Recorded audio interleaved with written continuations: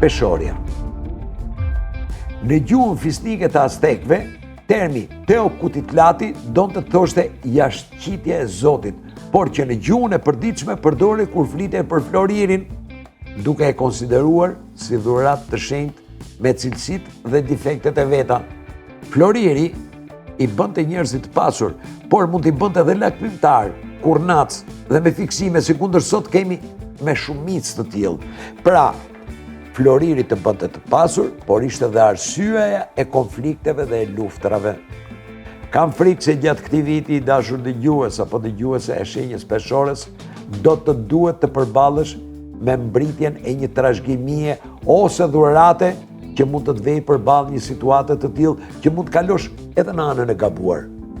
Më premto që do dish ta përdorësh pa humbur ndershmërinë.